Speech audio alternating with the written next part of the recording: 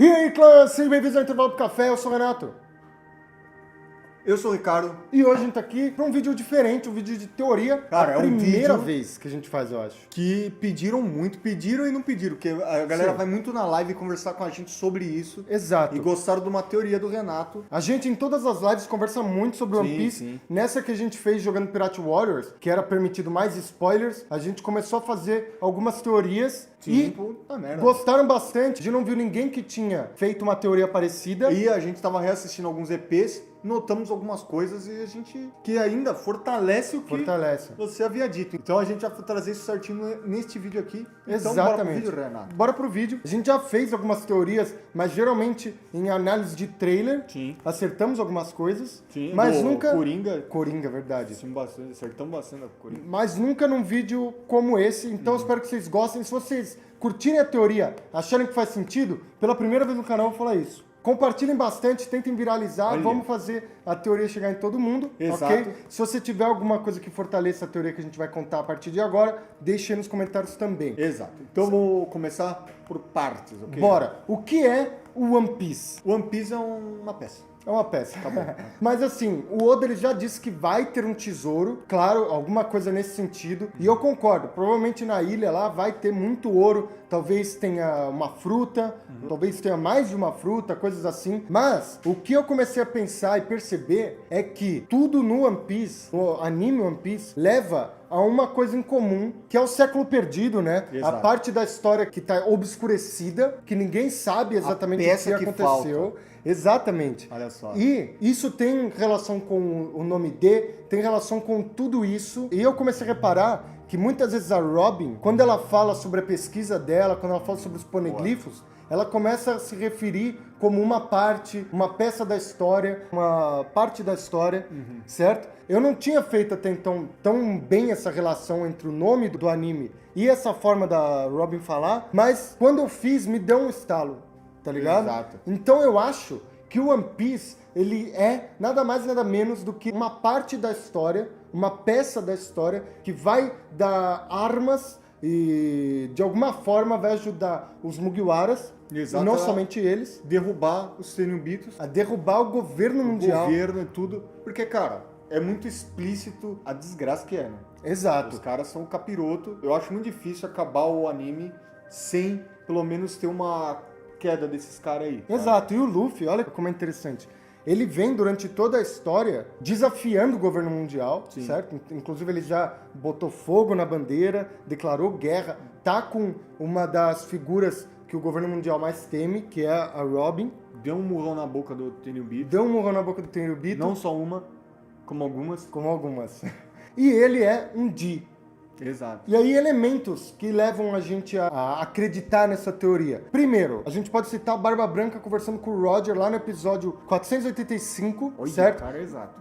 Em Marineford, né? Uhum. Depois do flashback do Barba Branca conversando com ele fala pro Barba Negra que o Barba Negra não é o pirata que o Gold Roger estava esperando. Sim. E isso deixa claro que o Gold Roger tá esperando um D, porque o Barba Negra tem um nome D, e na conversa lá eles estão falando sobre isso. Então isso quer dizer que eles estão esperando um D, mas que não é o Barba Negra por N motivos. E creio eu que seja porque o Barba Negra ele traz uma visão igual a dos Tenryubitos, Mas será que a do governo mundial. Será que o de Barba certa Negra, forma. ele é um D mesmo ou ele é só... Mentiroso?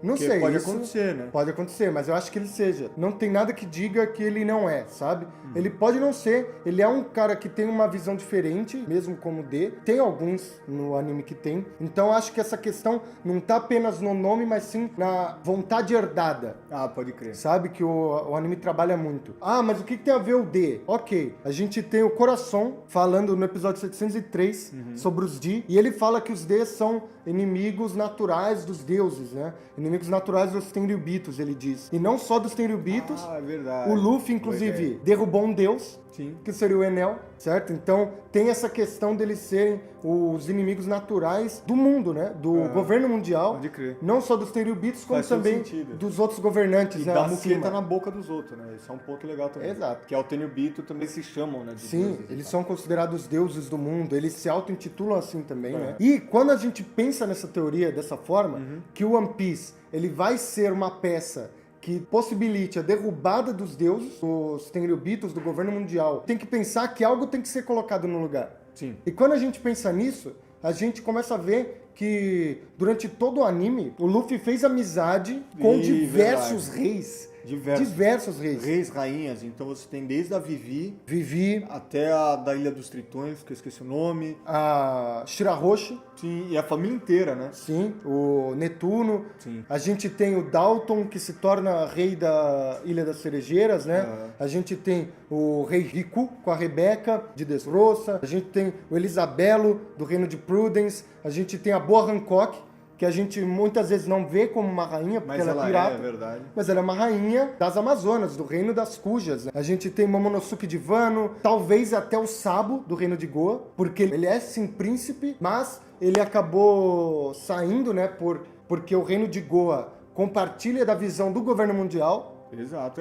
Então ele apresenta uma visão diferente. Tudo mostra que, tipo, provavelmente vai ter essa queda e vai ter essa substituição nos poderes, né? Por governantes que trazem uma visão diferente, que são esses governantes. Inclusive, a gente pode até citar também, no episódio 546... Da Ilha dos Tritões. Da Ilha dos Tritões, a rainha tá falando sobre a Shirahoshi e sobre a sereia lendária, né? Conseguiria falar com os reis dos mares.